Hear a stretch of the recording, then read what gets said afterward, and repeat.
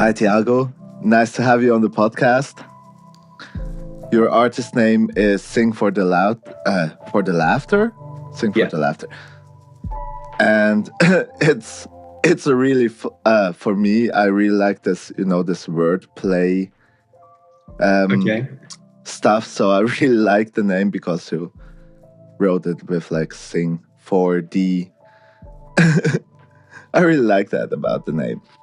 And yeah, do you want to give a quick introduction about yourself, about your journey as an artist, so the listeners get to know you a bit better?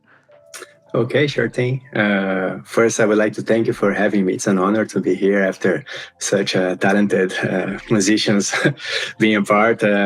Also, this project that you are making is absolutely amazing. You are more than welcome, man.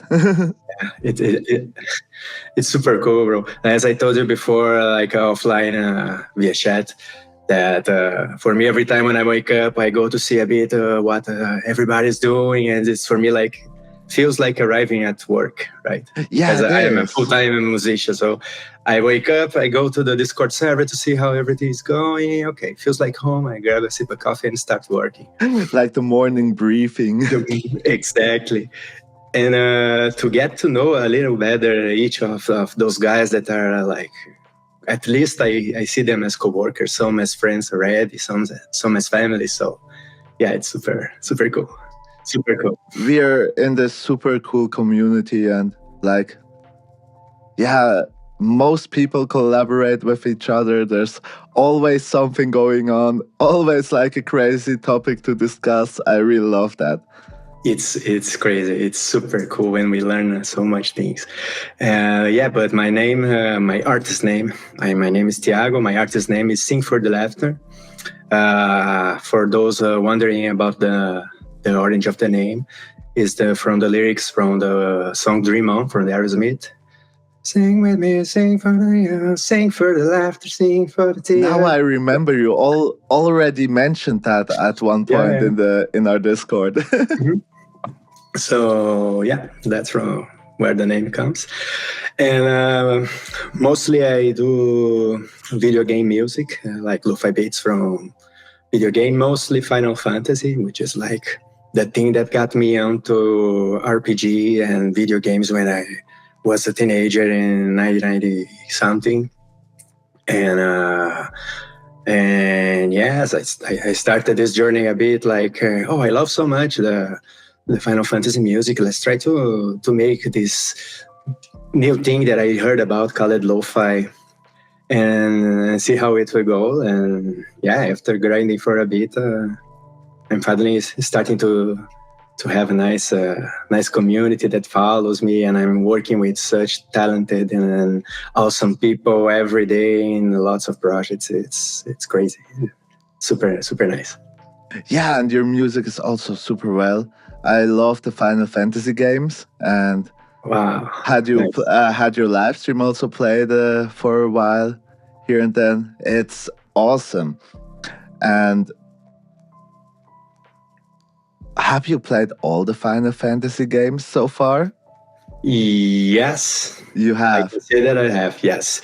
I didn't finish all of them, like the 14 that is online. I just played a bit, but I never went too far. And a lot of those old ones I've played like a long time ago. But yes, like the Final Fantasy from 6 and on, I played like more recently, and they are all amazing. They are mostly, all of them, the songs are written by Nobuo Uematsu, that is like a god for me. So yeah, I can imagine.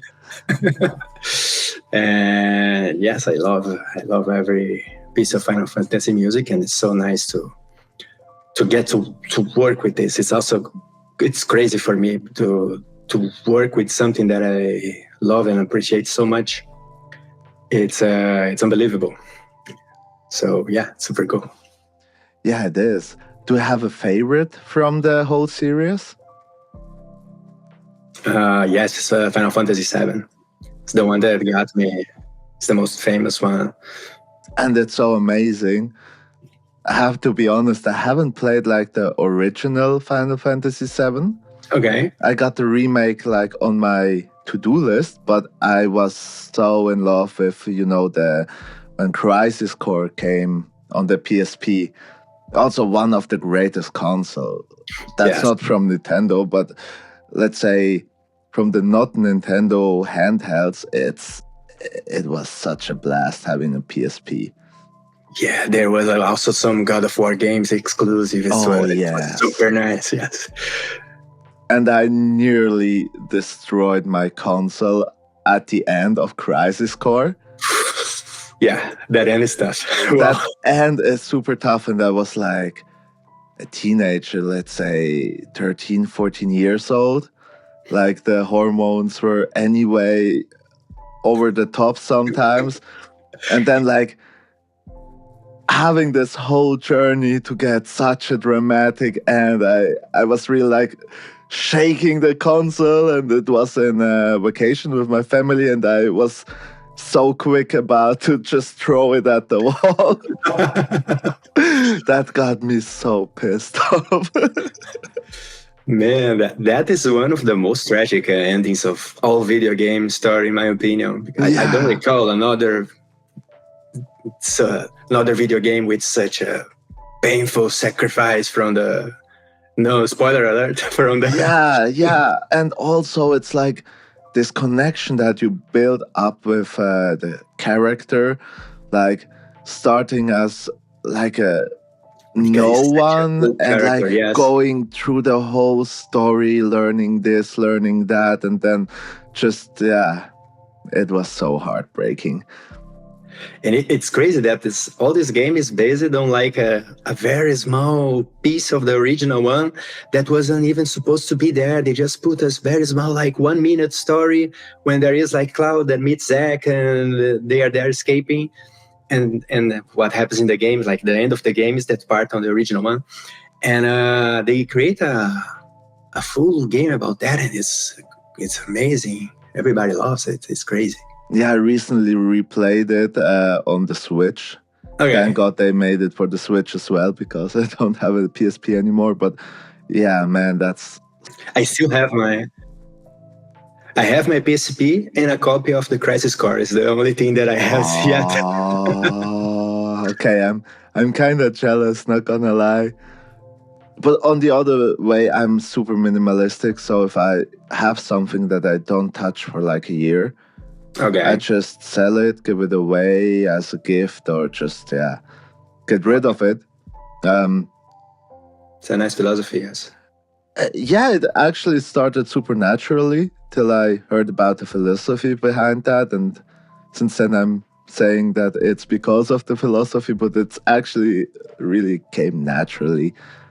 Don't like having too much stuff. Same with everything, like clothes and whatever. Okay. Yeah, you should come to Berlin. Here is crazy. People throw everything on the streets. Like, I don't know how it's in Switzerland, but no. You found a bunch of stuff in the streets here. We have like in our city that I'm living in, that's Lucerne. It's in the center of Switzerland. Mm-hmm. We have like one street that is like 300-400 meters, and there you see such stuff as well. Okay. But besides that one street, the whole city is super clean. Okay. Also, like small villages are always super clean. And we have like a really, really good ambience here for the people are taking care mostly of the nature and stuff. And I grew up in like a smaller village here when came to Switzerland. And in the city, it was like a shock because, I mean, it's a city with 80,000 people. That's not much. That's like a quarter of, not even a quarter, I guess. Berlin has more than 1 million, right? Yes, I guess, yes. Yeah, I mean, the city has like not even 10% of Berlin, and that's a big city in Switzerland. But even then, you see more people that are kind of more reckless with the nature and the environment and just like throwing the shit everywhere. Okay. And yeah, but that was in Berlin.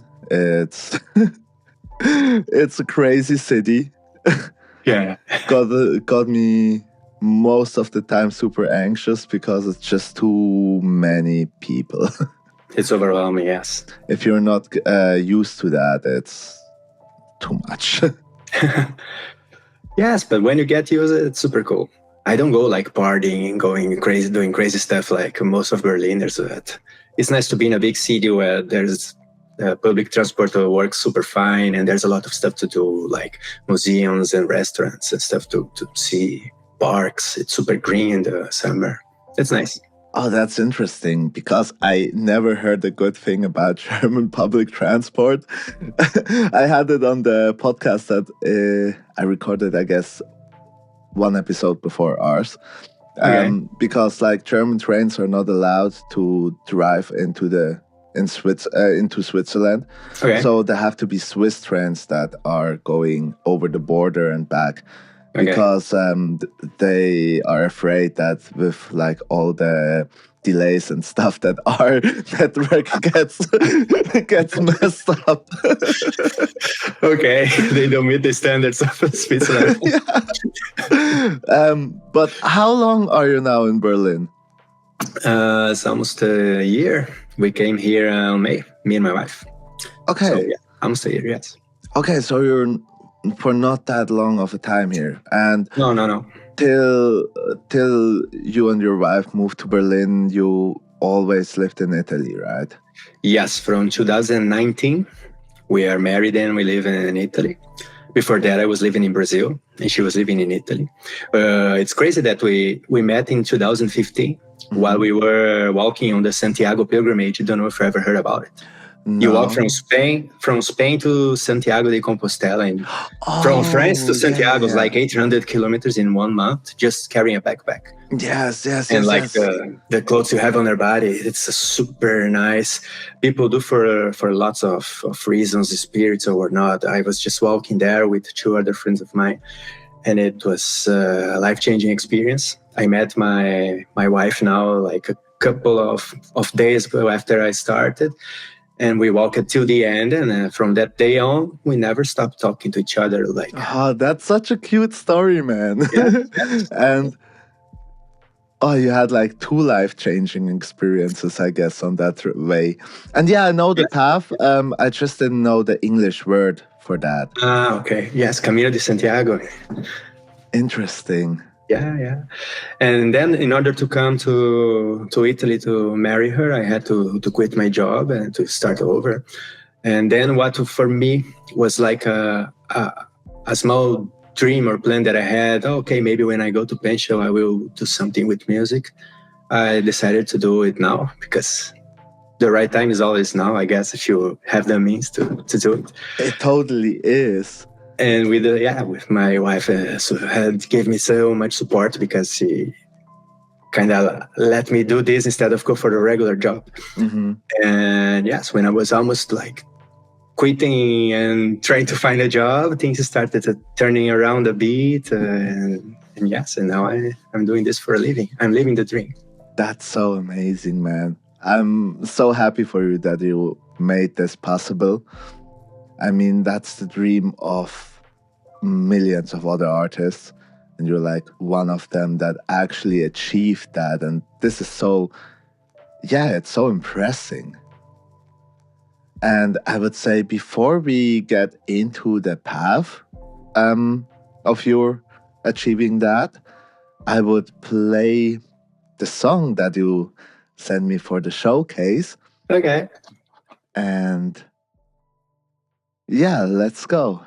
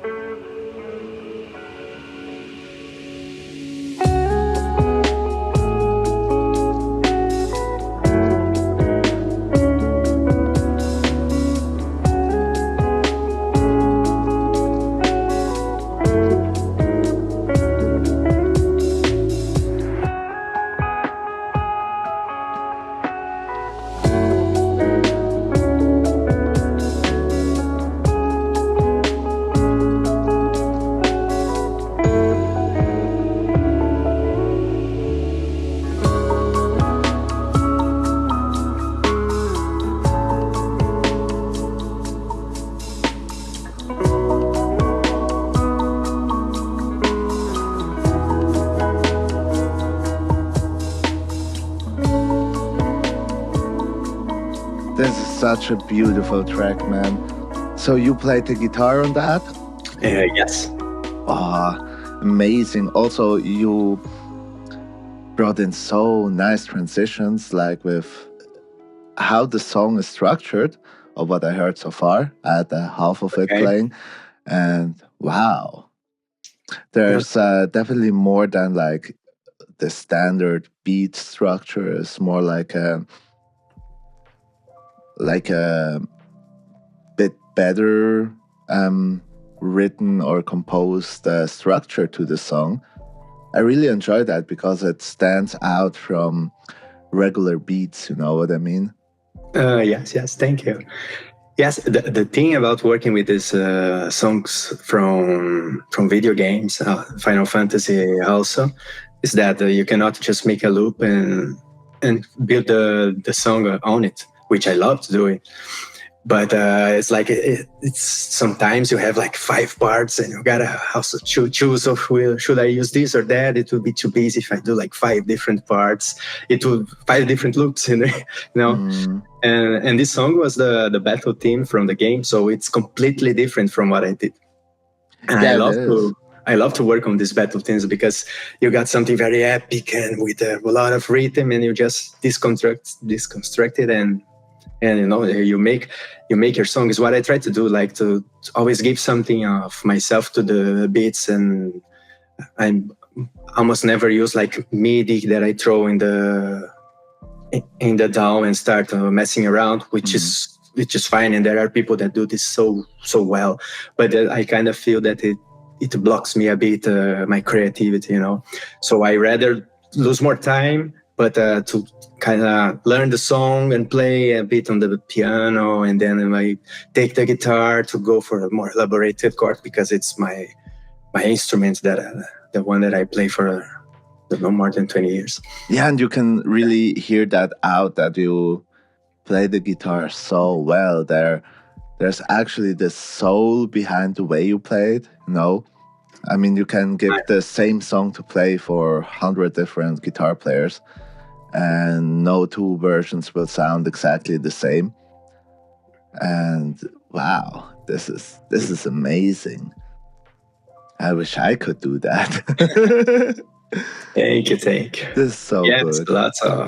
Lots of great guitarists in my back, like listening.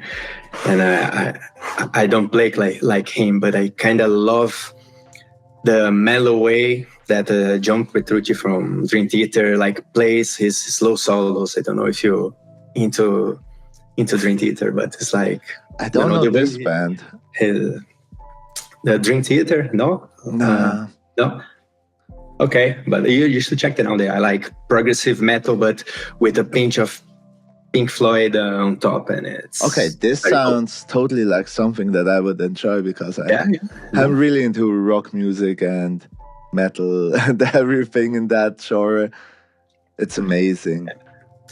You have send me the link after our call. Yeah, sure. I would love to check it out. Yeah, those guys are crazy. They made like a whole album based on a story about a woman that was assassinated long ago, and the guy was like the reincarnation of this woman, and he started having dreams and remembering that stuff. And there's a whole album with the lyrics talking about the story till the end when he realized what happened. It's crazy. Those guys created like a concept and told a story with music. That sounds amazing. It's great stuff. It's great stuff. So would you say that was like one of your biggest influences when it comes on my guitar playing? Musician? On my guitar playing, I would say yes. I could say that, but I don't know on the kind of sounds that I try to take and to use. I would go to more like I don't know. I love Tool, A Perfect Circle, those kind of alternatives. I know that we are tattoo brothers. Yeah, and it's so funny that so many from the Tenoshis community are into Tool. I mean, Jeff is also into Tool, and I guess Cody too. I'm not sure. I have to ask him. We have also a podcast again this Saturday. You talked to him again? Yeah, exactly. Oh, awesome. So I I guess he told he knew. I heard that one. I heard almost all the ones. I'm going to the Johnny Bailey now. That's amazing. Yeah, that's the most recent one, the Johnny Bailey one. Oh, I appreciate that. Yeah, super nice. I love. And I feel like I know you already, like much more than this talk, and also all the guys that. This is also, like I already told on the podcast, this is kind of my idea of really make a connection and also put like parts of our personalities out to the world, not just with music, because I mean 99% of us are doing instrumental music, and obviously it is possible to put yourself out like a piece of your character with instrumental music, especially like in your case when you play the guitar. You can really feel the vibe that you were in when playing that. But let's say for the beat makers, it's a little bit harder thing to really give the personality out in the same way, right? And so I think it's important for us as a community to really also show to our listeners who we are, how we think, how we live, and that's also interesting. And you just finished like a big project, right? Because you were pretty busy. Yes. Do you want to tell a bit about that? Yes, I've released it on the January 3, a Final Fantasy 9 album with 15 tracks. And there was lots of great musicians on the project. Super happy about how it turned out. It was one of the most beautiful projects I ever put out there, and it's nice to keep seeing the evolution. And also on my live stream, I have this thing that I call Final Fantasy Lo-Fi Radio on YouTube. And lately there are a lot of people going there. It's super nice. I have like 5 hours of Final Fantasy Lo-Fi music playing there. There are music from all the games. Mm-hmm. It's almost 150 songs already. Wow. And that's a lot. Yes. It's like 3 years of work. Mm-hmm. And one of these days, a guy told me, "Man, I follow you like for 2 years now, and it's because it's like in shuffle mode, the songs, and it's so nice to hear the early songs and to hear the new ones and see like the evolution, to see that you are progressing, that you are putting more other ideas and experimenting, having the balls to try something different, and it was super satisfying to see that. But that's a super important thing, to try different stuff. I mean, otherwise you get probably bored out from your own production when doing the same over and over again. I guess this is just not in the nature of us musicians or artists. I mean, obviously, as a music consumer, when it comes to radical changes, when you have like a favorite band and they out of nowhere they are doing completely different music, obviously it can happen that you are not vibing that much with the newer stuff, or even like the new stuff, and not vibe that much with the older stuff. But I guess just for the mentality of you as an artist, it's so important to just do whatever you want. I mean, if you feel like doing this radical change, then go for it. And in the end of the day, you are still making music first of all, for yourself. And the audience comes afterwards. That's also what Rick Rubin said. I quoted him quite a few times on the podcast. And this is one of the traps that we can fall if you want to put lots of songs out there, because you will start like producing for the sake of making more music, and you don't give yourself the time to experiment, to try things. Well, I don't know. I can probably make one beat per day, but this would take me that time when I'm just experimenting with that scenes that about 1 year ago and I never used it. Okay, now it's time to try something because I have this feeling that that small thing or that can work, and start experimenting. How about if I go with the guitar with this or with that? And to have like the perfect take on the guitar when I'm recording a song, and maybe, I don't know, for 10 seconds of music, I might take me half an hour because I want it to be perfect. The way my finger goes, and you cannot hear when I take off the finger from the string. And I don't know, sometimes it's a bit too much perfectionism maybe, but yes, to just experiment and find new sounds and new stuff that you can do. It's the joy of doing this is that, and that's why I think that the lo-fi style is such a blessing. It's amazing because you have a freedom that is, for me, is absolutely amazing. You can do whatever you want. Oh yes, I can totally agree on that. And I would say you have like the perfect amount of perfectionism because you still put out like tons of songs. Yeah, And last year was crazy. last year was like the year you put out the most amount of your songs, if I have it right in my mind. Yes. Last year you put out so many tracks. That's crazy. And also what I catched up from like the server, now you're working on another big project, but you do it for a video game, right? Yes, I am writing and recording the original soundtrack for an RPG, like Fire Emblem style. Oh, And I love this series. yeah, it's crazy. It's super good. And we'll see how it come out. Like it's a bit military, but also a bit elfish. I just don't know. There's a bit of magic, and yeah, the guy that is writing the story is also like how do you say, a voice actor.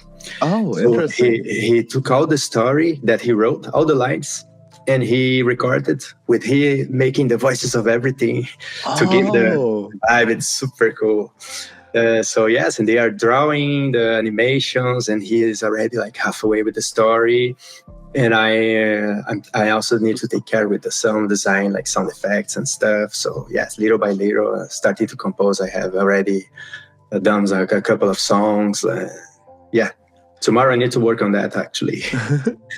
But I guess that's like a huge thing to be able to make such a project work.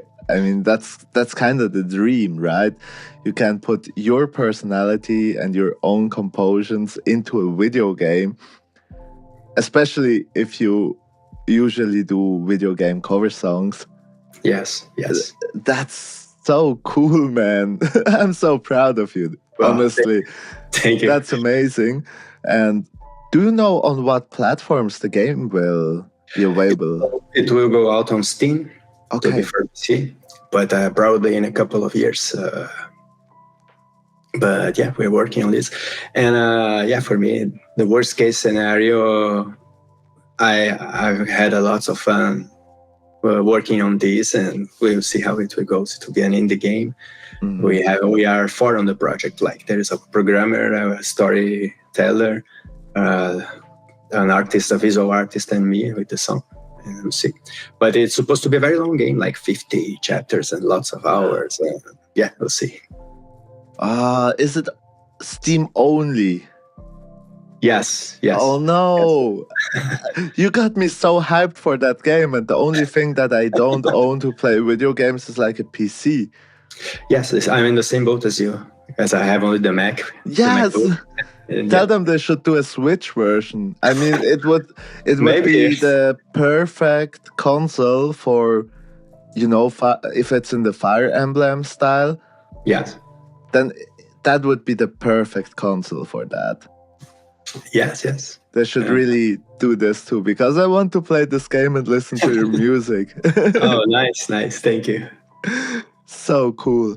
And yeah, how did this whole story of you started with the music? Me playing music is like, I don't know, when I was a teenager. Also, I was hearing, I guess it was the Inert episode that he was talking about. He started listening to Red Hot Chili Peppers. And for me, it was more or less like that. When Californication went out, I went crazy. Oh, that's the best album. That album, it's amazing. Nothing to say. And yes, then I got hooked up on like the grungy scene with all those bands like Alice in Chains, Soundgarden, Pearl Jam, and yes, those are my heroes. And yes, and from there I started like getting a bit of a taste for something a bit more complex, more progressive, like, don't know, Hush, King Crimson, Dream Theater. When I discovered Tool, I just it blew my mind. Tool is so unique and just like a completely other level. Yes, totally agree. And also like the meaning behind the texts, not like on every song, but like on some of the songs, especially the Lateralus album. Oh my God, gives me goosebumps. Yes. Also, when they decided to make the music video was together with Alex Gray, he's like the most talented painter in my opinion, because I really like this psychedelic stuff. Yeah. And oh my God, that's so cool. Yeah, I don't know if you ever went to a concert, but it's super cool. I was. Yeah, the visuals are crazy, and it feels like you are listening to the album because they don't miss 1 second of anything. They play it perfectly like the album. I never heard a band playing live, and those songs are super complex. They are. I mean, you cannot just like simply listen to the drummer and go on his beat because the guitarist is playing another BPM. That's so crazy. I mean, this is so unique. Even though after Inert told about math rock being a scene, what I heard for the first time, I was like, oh my God, there are more bands like that. But I guess Tool is the easiest available for like the broader audience, I would say, because never heard from the other like math rock bands. Yes, I guess. Yes, and it's crazy. Like they don't want to be popular, but everybody loves them because it's so good. They like it. They just arrived on Spotify when the last album went out. It was like on COVID. Yeah, I remember. And around that time, I had like the only MP3 that I had on my phone was those 2 songs because for everything else I use it Spotify. Yeah, I used to listen to them just like on YouTube when needed. But it's so interesting. I discovered this band through some friends that I made on like psychedelic trance concerts and parties. Okay, wow, so perfect. I was already out of the like my rock friend group. Okay. And just spent time with like some hippies and we went to a lot of parties. That was some years ago. Okay. And they showed me Tool, and then I came full back on rock music again. Also, I guess after COVID was the first show they played ever in Switzerland. That was so crazy. Okay. It's, I guess, the first time when I really, after work, I ran up to get the tickets. That was so worth it. Yeah. And how did you came into the video games after that? So when I came to Italy with no job, I was like, okay, I need to do something with music.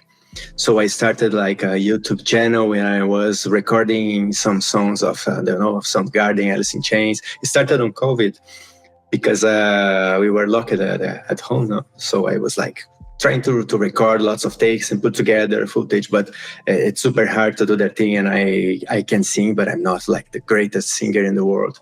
So yes, I was kind of struggling with that. And I started giving some guitar lessons. And one of my students, he just came to me because I was telling him about, maybe I can try to do some music like soothing relaxation style, just ambient music. Because I had my Logic and my keyboard and all my MIDI keyboard and all my stuff.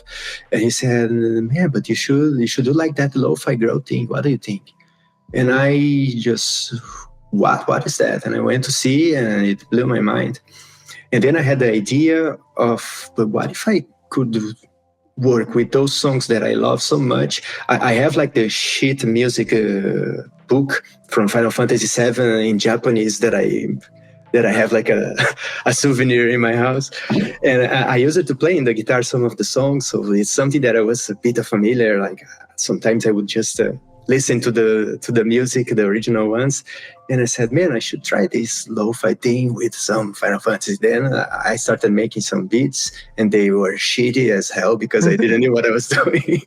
Yeah, but that's so normal for the beginning. And also super lucky for you that like the music sheets are not in a specific language. They are internationally usable. So and yeah, then I posted on YouTube like 5 or 6 videos, and nothing happened, and I kept on with my life. And then when I was about to quit this thing, okay, I need to find a job. It's over. I cannot do this anymore. One of the videos is starting like getting picked up by the algorithm on YouTube, and from there on, I started getting lots of subscribers and people watching and seeing and saying, thank you, your song is amazing. And that got me like super hyped. And I started making one song per week, one Final Fantasy song per week, and posting there. And then I got monetized on YouTube. And yeah, and I decided, always with the support of my lovely wife, to, okay, let's give it a shot with this. Yeah, that's also like super important to have like a partner who is Yes. totally supportive, especially when you're doing something like unusual as Yes. approaching a musical career. I mean, we all have to be crazy as hell for thinking about that. But that's why I love these conversations with other artists. I love crazy people. Yeah, I used to work in a bank when I Oh yeah, when I lived in Brazil. Yes, crazy. From giving loans to giving vibes. more or less.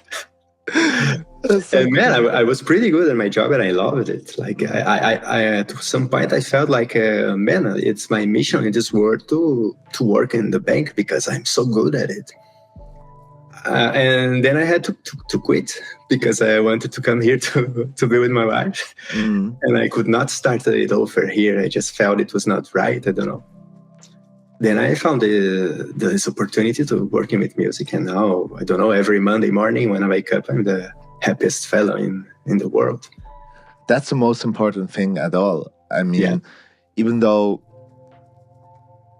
no matter what you are doing in life, you should just like wake up in the morning being grateful for your life, and you can not like manipulate that feeling if you're doing something that doesn't feel right to you.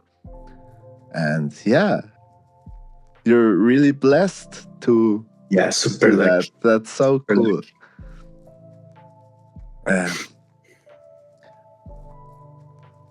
What's your thoughts about the latest Final Fantasy? I loved it. What is it, 14 or 15? 16. 16. You're Okay. talking about 16 or about the rebirth remake one? No, the recent new one. The new one, 16. Yeah, I loved it. It's so good. I love this super cool. wolf.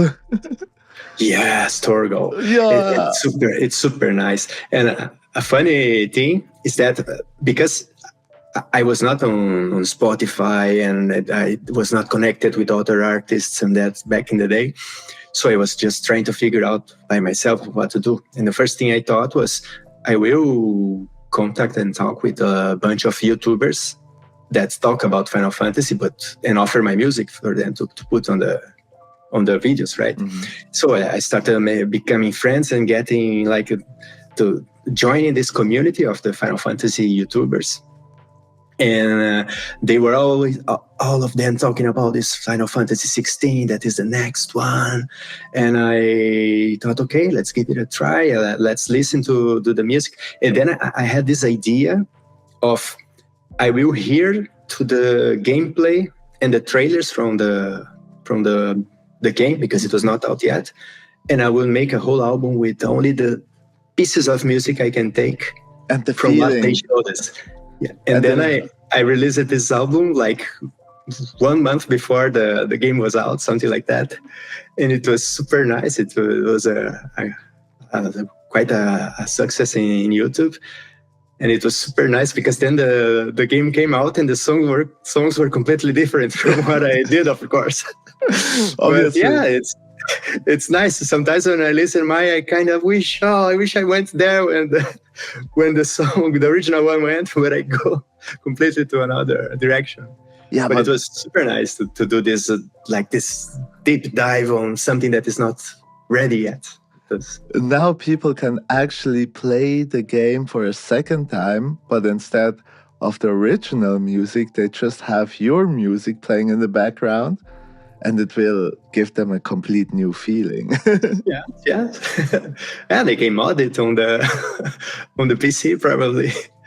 And a super nice thing that happened is that since I was absolutely the first guy with some Final Fantasy 16 beats, because nobody had done it yet, there was like this podcast with the actor that makes the voice of Clive, the voice actor. Yeah. He's super cool guy. And they decided to let's put some lo-fi in the back. And then they were playing my songs in the podcast. That's and amazing. And there's some parts where they are just dancing and vibing, and wow, that's so cool, man. I'm a huge fan of this guy, and he's vibing to my music. It was super nice. Yeah, that's crazy, man. That's so good. Oh, I have to listen to that album of yours then, because this game was so much fun.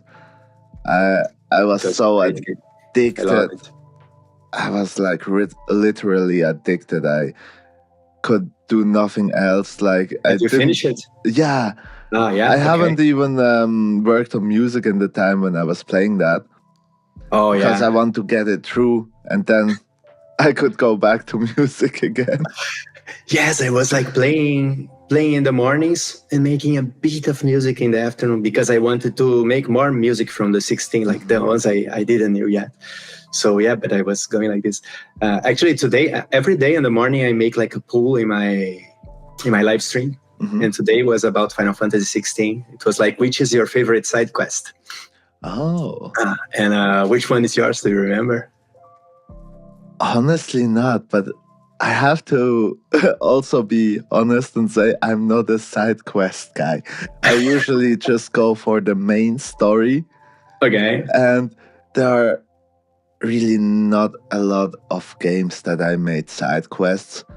I guess the one where I actually did some side quests were Skyrim and Gothic. Okay. That's the only games that I made some side quests. Okay. So yeah, there is this cool one. For me, it's my favorite. When you just go, you and the dog and Torgo, mm-hmm. You take a boat and you go like to a house that it was from the family when you were a kid. And you just stay there with the dog, like remembering your childhood and looking at the ocean. Man, it's impossible to don't cry with that scene because it's so beautiful. Yeah. You should just go back just to play this side quest. It's amazing. I have to. I probably have to play the one or other side quest, but I usually not chasing them Like playing a game to 100% full is... Yes, I'm a bit a completionist. At least the side quests I always do. I don't go like full platinum because it's crazy. You have to do crazy stuff and lose a lot of time. I don't have this time. I have one single game on platinum, and that's Diablo 4. That's the only game that I made platinum, and I was lucky. It was 1 week before the new add-on came out, so I was like googling the list. What are like all the things you have to do, and just finished that for. I guess it will be my first and last platinum achievement. And then they made an update and they added lots of new trophies in. Yeah, but the trophy stayed. Okay. After getting it once, the trophy. Okay. Awesome, yes. Probably you can get a second one when making the add-on stuff. I have no idea. Okay. And it was so easy to get. So that's also something that have to be said. It's like when grinding the game, you make like 90% of the achievements easily without trying. And there were like some grindy 3 or 4 achievements that I had to make to get platinum, and I was like, okay, yeah, let's do that. If you don't need to shoot an apple while you are driving in a boar flying over a cliff, it's okay. There are crazy ones. This game is completely not like that. You just go and smash some demons. Nice. Yes, I have a few platinums myself. I guess the one I remember for sure is the Ghost of Tsushima. That game was a masterpiece, and it was quite easy to achieve. Like, just did some more stuff in the end, but it was like you said, like almost everything was already done when I finished it, because I was completing all the side quests, because it was so cool. Sometimes you will talk to a person and he will tell you how to learn the new technique where you have this double slash something. It was so cool. Such a cool game. Is this the one also made by From Software? It's from Naughty Dog, I guess. Okay, but it's also in the Souls-like. No. This no. This it's not. No, this one is like an open box map, and you're just there with your horse and trying to save your island in Japan that was attacked by the Mongols in the 112, something like that. 1,200 the year. Yeah, it's super cool. Interesting. So it's not that hard as, let's say. No. It's crazy. Okay. Yeah, then I should give it a shot as well. Yeah. And what else have you platinumed? And I guess it was this one, and also the Spider-Man one. Okay, interesting. I love that game. Yes. Interesting. And yeah, you should totally go for this game. It's super good. Yeah, at the moment I even canceled the gold subscription on the PlayStation because okay. I don't have it anymore. I don't play it that often. I just had it for Diablo 4, so you have to because online. It's online. Okay. The game is online. Oh, sorry. And at the moment I'm just like restarted a new game in Animal Crossing. Okay. It's so chill. Never played it. No? It's nice. Yeah, it is. And I'm now inspired by you need to make music by now. you. Exactly. Totally inspired by you with the Final Fantasy thing, or Tenoshi with Pokemon, or Chill Astronaut with Lord of the Rings. I set myself the goal to go after this Animal Crossing albums. Nice. And I already have the first album planned, not started working on it yet, but there will be also 20 or 30 songs on that. So if you want to hop on a new game genre, you are also very much invited to be on one or two of the songs.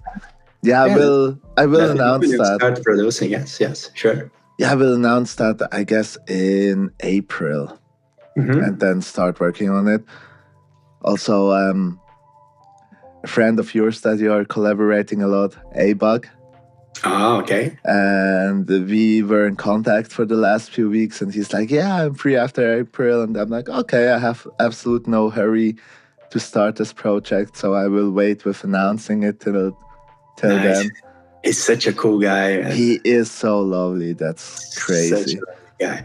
Completely crazy about astrology. If you tell him your sign, he will tell everything about yourself. Oh and you- yeah. We had Yeah. like a You have long this- chat about this. And it's crazy. I never went into this that much, but he told me some things, and then I start telling my wife something of this thing. But I guess that your co-worker, that one that behaved like this, is from Cancer. I don't know, and I was right. And wow, Interesting. But he's doing it in such a cool way. I mean, in most of the cases, if someone is bringing up astrology topics, it's kind of weird or getting annoying really quick. But I really like to read what he was writing about it, because he did it in a so cool approach that I was super enjoying it. It was really interesting. And then I hit him up about, I heard this podcast about numerology. numerology, I guess. Numerology, exactly. And then we talked a bit about that. It was such a cool chat. Yeah, he's crazy. I love A-Bug. Yeah, and you collaborate on a lot of songs, I see. Yeah. I'm always calling him to make one on my Final Fantasy albums, and we have this Pokemon project where we are going all the regions of all the games, but from back to the front. So we did like the early ones. Lots of crazy songs with that nobody did. There is no media, there is nothing available. You just gotta fight for your life, and it's super rewarding because it's like I told you before. I like to work on this kind of challenging songs, or those that are a bit more awkward, when you can just go and maybe create a bit yourself and try to put the song blend with your creation. Yeah, I totally get that. Oh, if you're into super challenging songs, there's also an episode of the podcast, but it's not out yet. Will be like in 2 months or something, because I'm doing a lot of recordings right now, so I can chill when starting the album, Okay. But there's this one dream of mine, and I don't have the talent of composing or playing piano or guitar or something, but I can produce and I can mix. That's like the things that I want to focus on. And there's this one song that I want to flip into a chill lo-fi tune, and it's played on the guitar. Maybe you want to take the challenge to do that with me. Okay, It's Through the Fire and the Flames by Dragon Force. Ah, okay, the Guitar Hero one. Yeah, the hardest track on earth played. And flip that into a chill, soft beat. It's totally doable, man. It's totally doable. I know it is. Well, we should do this, yes. We should do this and be like the crazy dudes who really got this done. I mean, that would be something super unique, You should check the Kirby battle team that I made with Hotline and Set Katamon. Okay. Because the music is crazy. It's like and man, we created such a vibe on that song, man. I will send you the link later. Oh, you have to. I love doing these pieces. Also, we did me, Hotline, and Shea. We did a crazy fire giant from Elden Ring. Oh, I hated that boss so much. And yes, we created this super chill song in the 7/8 BPM. That's the first from the DLC, right? Yes, I guess. Oh my god, I was like, I had nearly a mental breakdown, and I couldn't beat him. The DLC was like over for me. I finished the main Elden Ring twice, but then started the DLC, saw this giant died like 100 times, 200 times, and then uninstalled the game. I had this experience with Sekiro. Don't know if you play it. Oh, Sekiro was the one, not the Ghost of Tsushima. It was Sekiro Yes, by From Sekiro, the Software. one. Yeah, Yes, because yes. it's in a similar setting. Yes. I broke a controller of the PlayStation with that game, and the only thing that I could heal from it, the only way was to deleting the save file because I was uninstalling the game, and then 3 months later I would wake up one day and say, "Man, I'm ready to finish that game," just to go back on the horse and get killed the laughter And another you did 200 it? times. And I never finished it. I deleted the save, and I'm happy like this. And then I was like traumatized by that, and I haven't played Elden Ring because of this. Not even Dark Souls and anything. Elden Now, Ring is easier. Elden Ring okay. is easier for from what I heard. And Dark Souls, I guess every Dark Souls I tried already broke me before the first boss, or with the first boss. Crazy. Yes, I played now the Wukong one, and that one was doable. Was super nice. It I is. loved the game. Loved the game. Oh, It was Wukong. hard, but well done. It is, and it's after playing Elden Ring, it felt super easy. Yeah. I mean, after finishing Elden Ring, most of the bosses I could really do first try. There were Okay. some exceptions, like in the first chapter, this guy that's in the water that has Okay. a second battle phase and turns into the snake. Yeah, that one was one of the hardest ones. Yeah, in the whole game. so far. Yeah, exactly. Yeah, you have that one. finished it? Yes. I couldn't finish it yet. I guess I'm in the last chapter, but then stopped playing it, and now I'm like, you need to get back again. I don't want to get back because you need really to be fit for that. I remember like really physically sweating playing this game. Yes. But it has such beautiful visuals, setting, and the music is amazing. The music is awesome. So beautiful. I would just stay there after the chapters, like where there's the draw. Just listen to that music, and it's so beautiful. So beautiful. Also the animations, like with the drawings, when the chapters end. Oh, that's super cool. Yes. Yeah, an amazing game and soundtracks. Have already someone made lo-fi covers of Black Myth Wukong? I guess maybe Sunday Vibes, I guess, maybe. Oh, yeah, sure. He made a lot from Elden Ring as well. Yes, I guess he's done it. And yeah, it's very cool. If you haven't finished yet, you should, because there is a good ending, but you need to do some side quests before. You should check this before, because when I finished it, I was so dry by it that I didn't try to do, and I had the bad ending. And I guess it's super satisfying to have it's supposed to be super satisfying to have the good ending, but you need to fight some fierces. Also, now I remember, that's like the game I went on a lot of side missions. Okay. Yeah, it was cool. Oh, have you done the side mission where you have to free this prisoner and going through different levels in the prison? Yes. That was hard. Yes. But just because you have to kind of run and hide and all that stuff. I mean, the fights were not that bad, but this whole hide and seek game, that really, that was so challenging.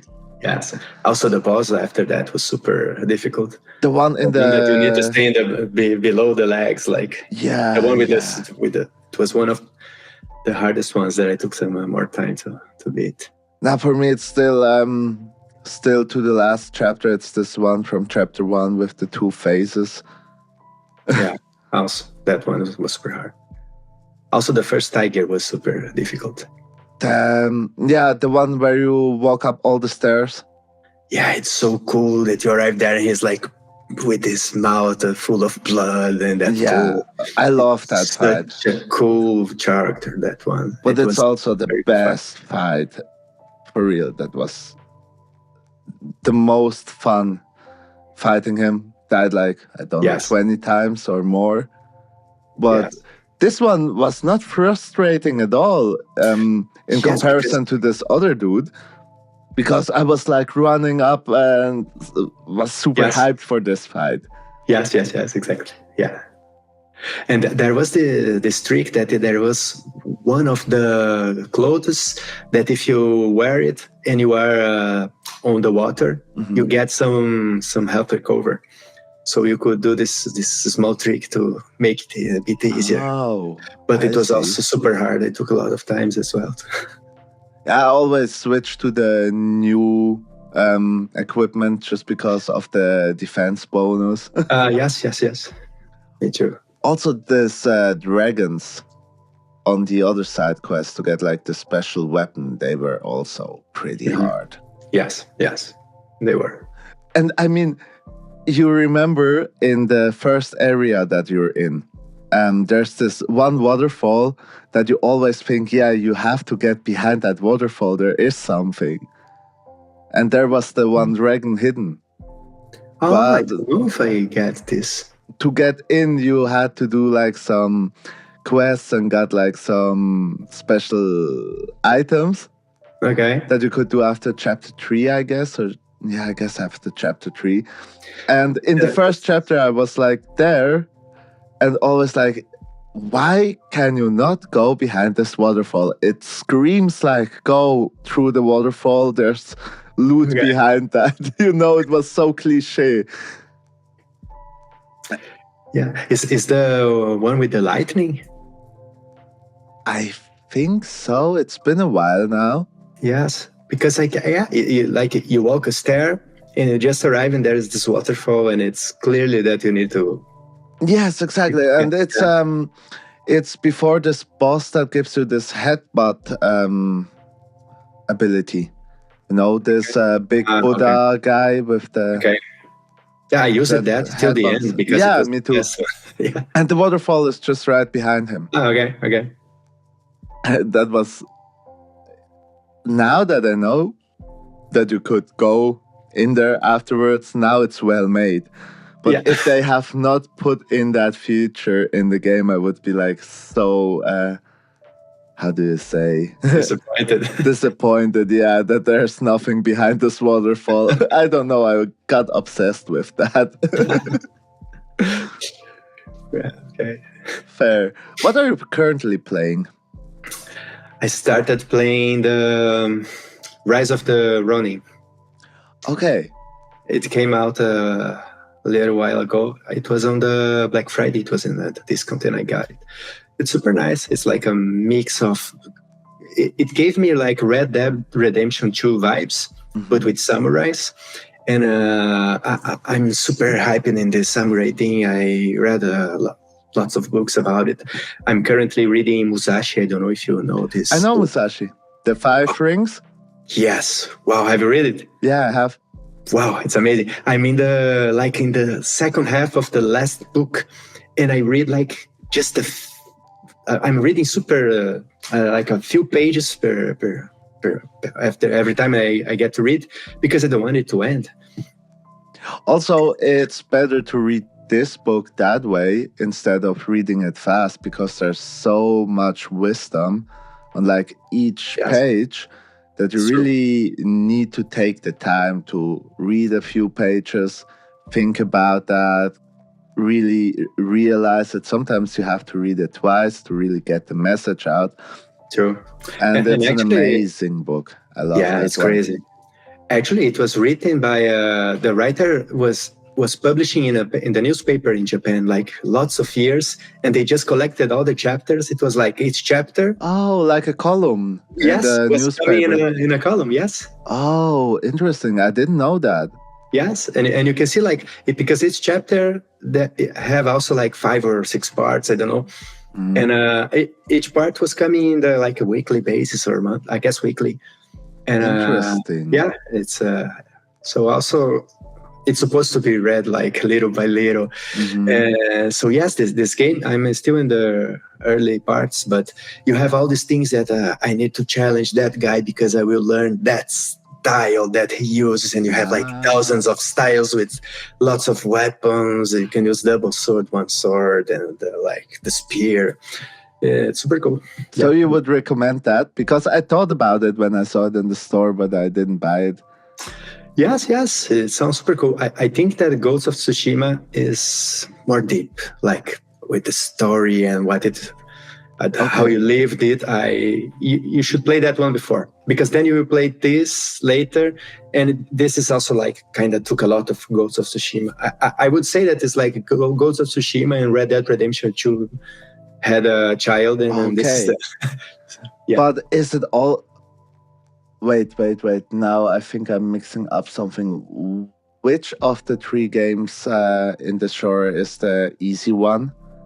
The Ghost of Tsushima. That's the easy one. Yes, okay. Yes. And the Ronin is also easy one. Yes. Sekiro is the one.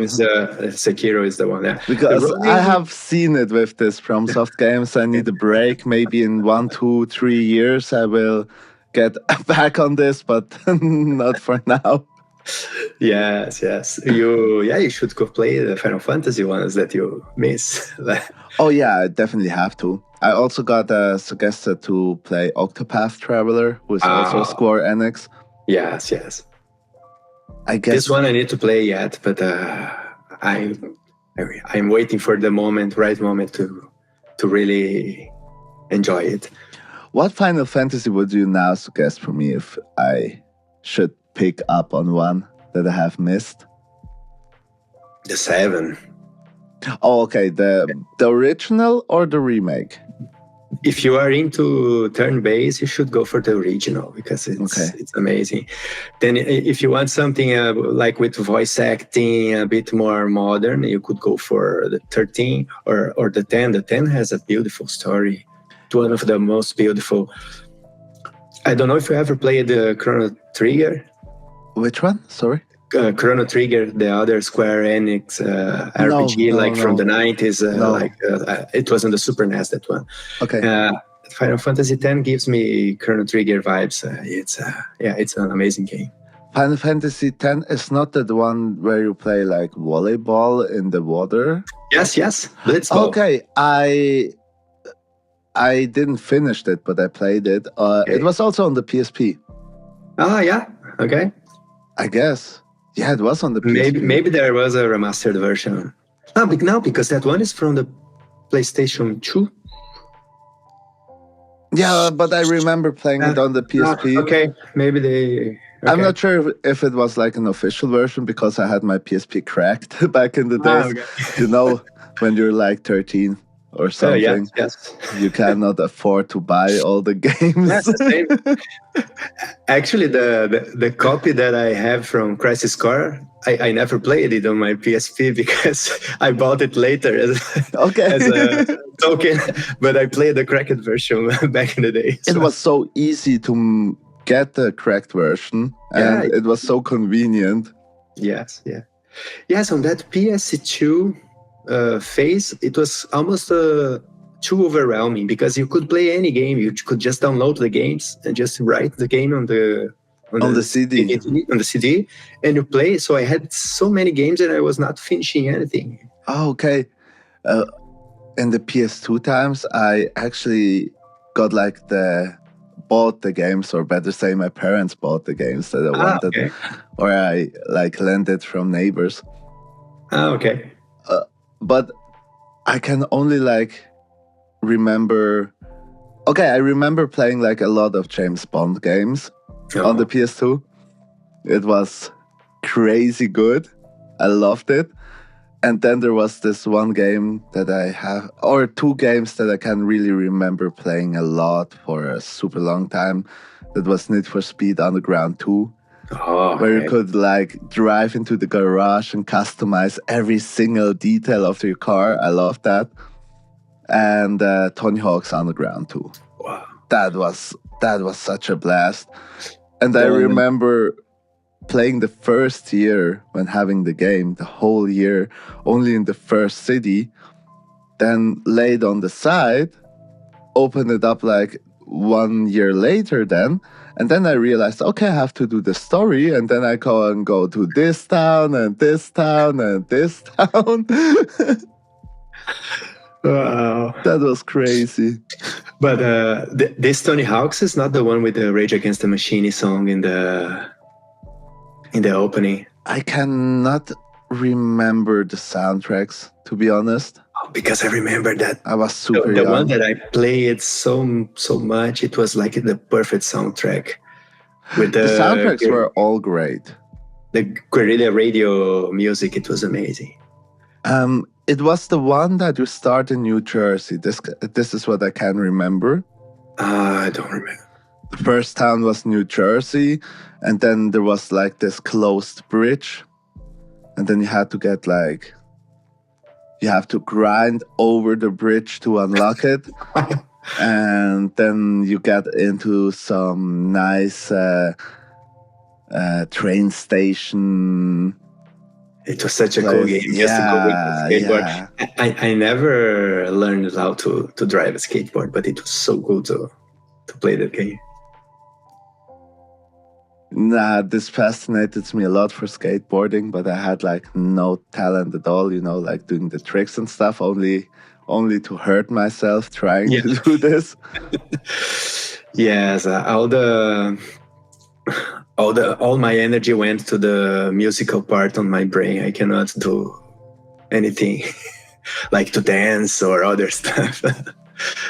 But you can sing. That's also like a good ability. A bit, yes. Well, after a lot of training, I learned to sing more or less. Cool. Okay, yes.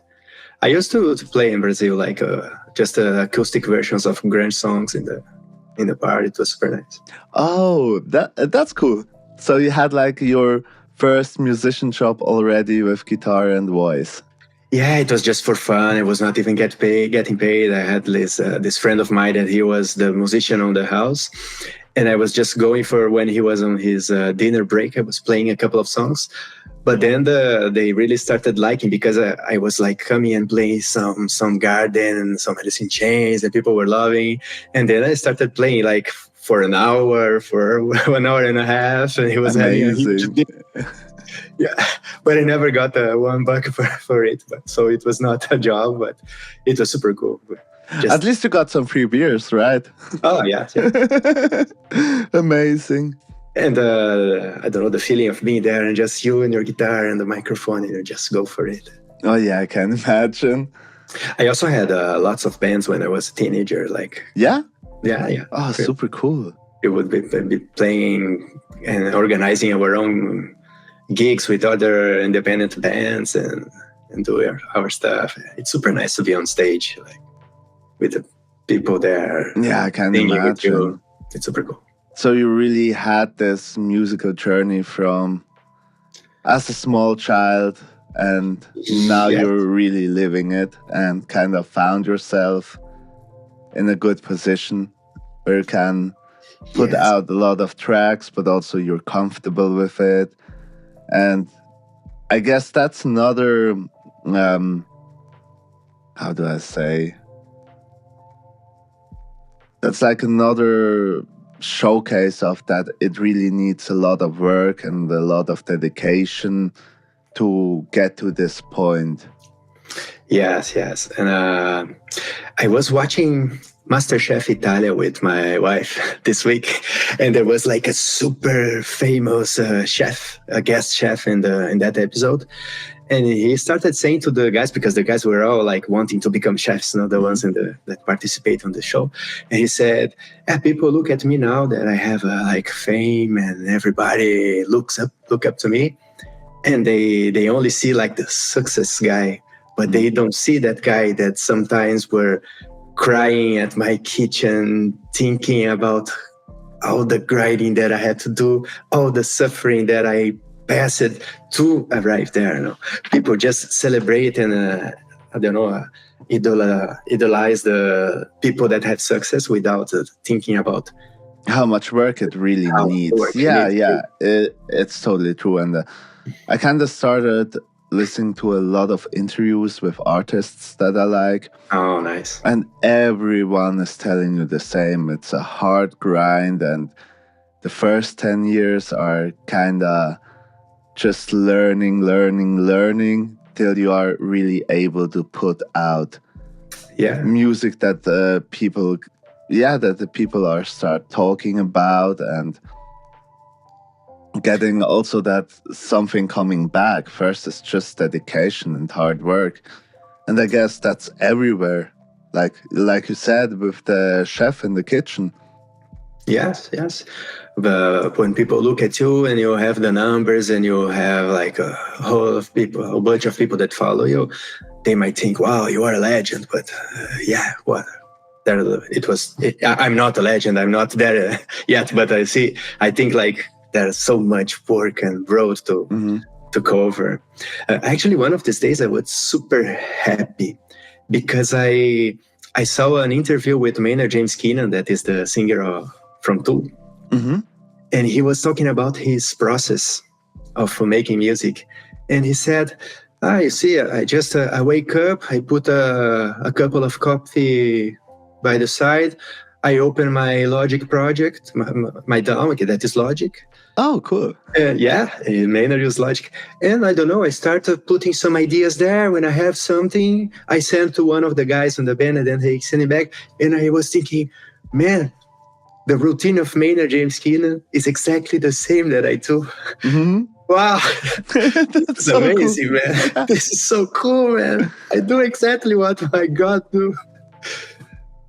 It was super satisfying. Yeah, I guess.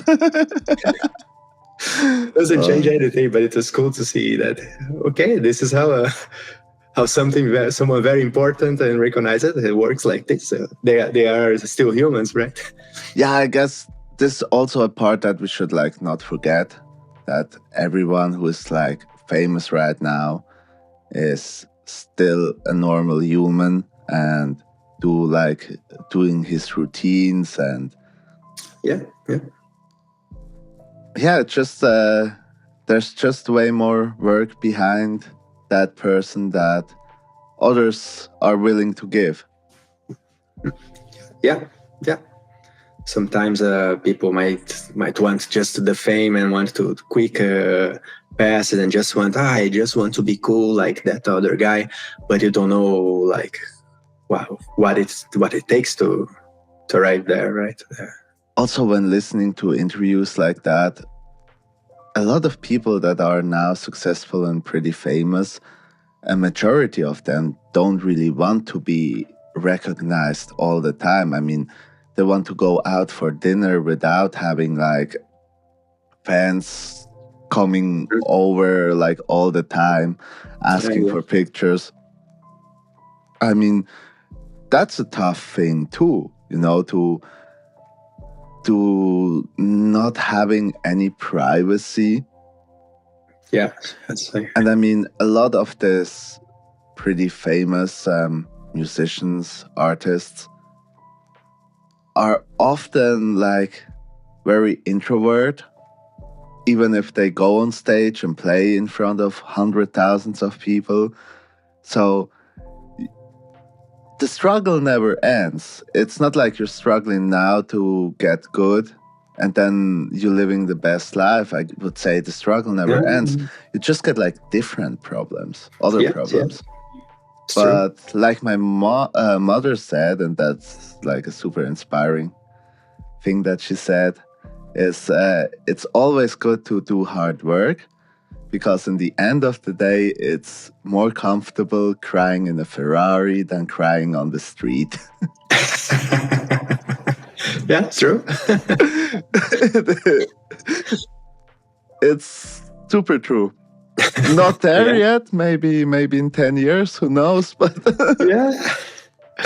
Man, I don't even want this. I just want to make my music and be able to call it to put bread on the table with this. It's like it's already a dream for me.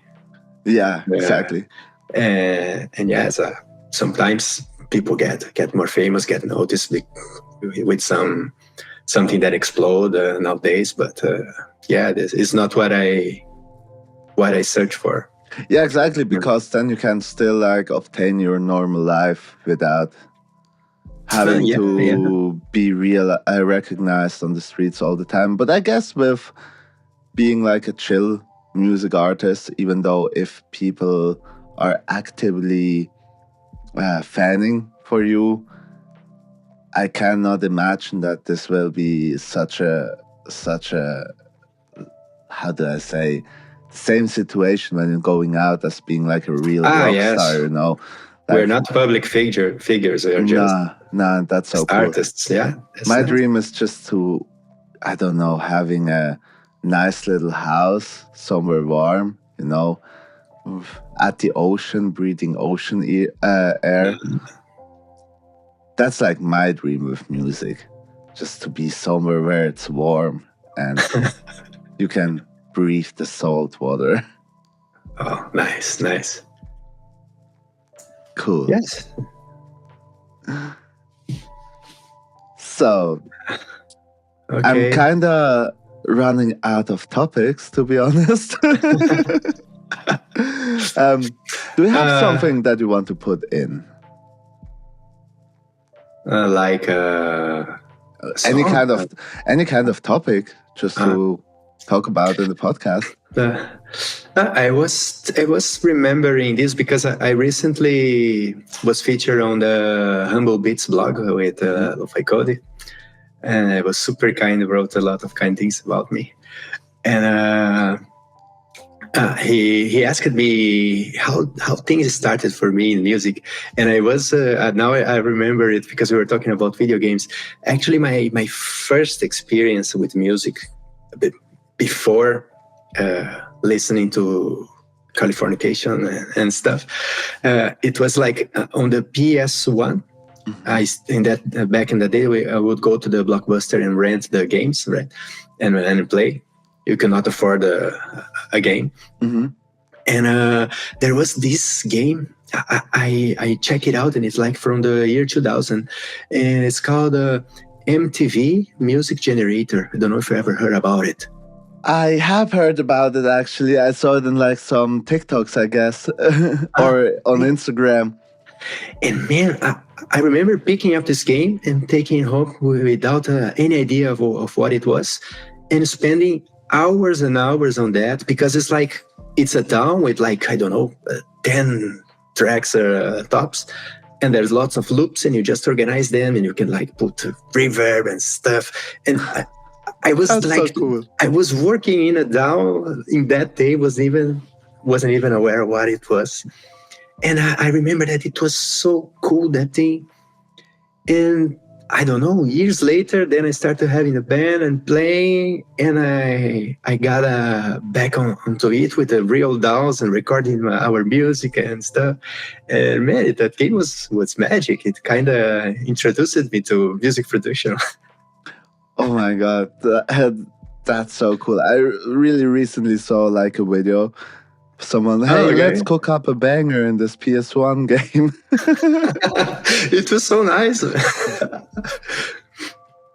Also saw like this crazy TikTok of this one rapper dude. I cannot remember his name because it was just in a short video, but he kind of explained how he recorded a track that got super viral only with his PS5, I guess, or PS4.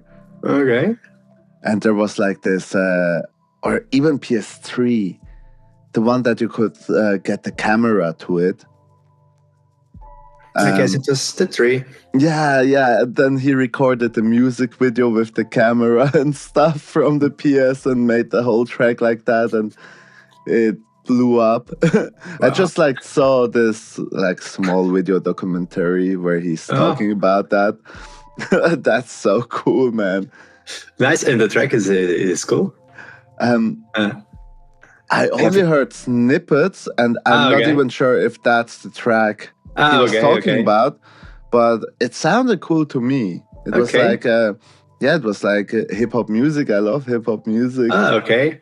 Yeah, and actually, cool is kind of relative. It depends on the taste, right? Mm-hmm. But it's what I find is really cool is that someone can make this and can make something that makes people connect. It doesn't care, like doesn't matter the quality or whatever, because music is vibes. It's like there are vibes, and you connect with the vibes. Mm-hmm. Actually, that's so true. Something very, very nice that happened to me this morning, that it doesn't happen, don't happen every time, but when it happens, I remember. That's why I do this.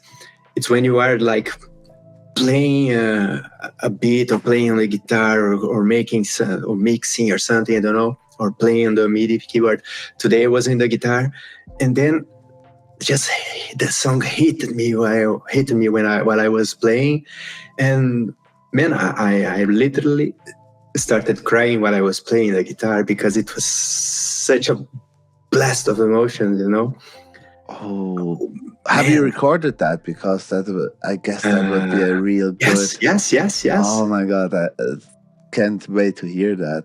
I mean, I guess that's just like a random theory I set up right now, but when you go to this point where really the emotions inside of you are like brewing up while you're doing the music, then you really like take a part of your soul and put it into this. Yes, exactly. That's so cool. That's an amazing experience. Yeah, it's almost like leaving your body, and you're just seeing yourself there playing, and you are feeling, and you're not here anymore. It's crazy. Yeah. It's also, oh, that's now a funny thing that just came to my mind, kind of from this topic. Since you also play the guitar, what I kind of realized is when someone's really feeling it and really go hard on the guitar, not literally, but like hard with emotions, they always do like this crazy mouth things, you know, this. Can be. No, I realized that on so many like concerts or music video, when someone is like playing the guitar, and it's like, you know when you listen to music that really goes like under the skin, and it's always like this kind of play, and they always do like this crazy mouth movements. Because when you see that on a guitar player's face, then you know something great is gonna come out of the speakers right now. Yeah, probably. Yeah. When you cannot control your body or your other things, it's just because you are there, right? It's like your soul transforms into the guitar, and your body is just like a marionette that you that is playing that. Oh, so good. It's crazy. Sometimes you are such in a trip doing this that you play things without like flawless, without a mistake, and you are just going automatic. You're not thinking anymore. You're just going with the flow. It's such a beautiful. Then sometimes you just want to record, and you stay like I said before, 30 minutes trying to make a small piece, and it never comes perfect because maybe you are not there in the perfect mood, in the perfect vibe, right? Yeah, and it's kind of also a thing to like really get into the flow state, because I know that as well, just like from making beats. Sometimes you are sitting on a project, and after 2 hours, 3 hours, you're kind of at the same point, not satisfied at all. And sometimes there's like this moment of when everything just fits, you know, like making a melody within like 15 minutes, perfect set drums to that. And yeah, I'm not sure if I already talked about that on the podcast, but I kind of made this rule: if you don't have a nearly finished track after 1 hour, you know, like without mixing, without everything, but like arranged and composed, then it's probably not good. I mean, there are like exceptions to that. If you're working on a super complicated project, but let's say you're making a beat, or back in the days when I'm making techno. you don't have that many layers of the skeleton, because you have the bass, you have the kick drum, snare drum, hi-hats, shakers, maybe some open hats. Then you have the melody, lead, counter melody, and that's it. I mean, obviously, then you can add like the ear candies, the small details here and there. But if you got this whole construct ready without the small details within an hour and you really like it, then it's a good song. And if it takes you like 2 or 3 hours just to get the skeleton, then it's probably not good. Probably not going to be good. Yeah. It's a nice rule. I delete so many. I don't have really? like a started projects. Also, if I'm done with a project, I'm deleting the project file if I'm like fully satisfied with the master. And really? I know this. Wow. Let's say when the master went to the distribution, I delete the project file. Just to not get into the state of now I'm overthinking. You know that when you like set up a track already for release, then you drive the car and then you, I don't know, recognize like a super tiny little detail, and then you're like, now let's open the door, let's change that, and send it in again and take the other down. That's usually, there's a German term for that called verschlimmbessern. It's like verbessern is improving.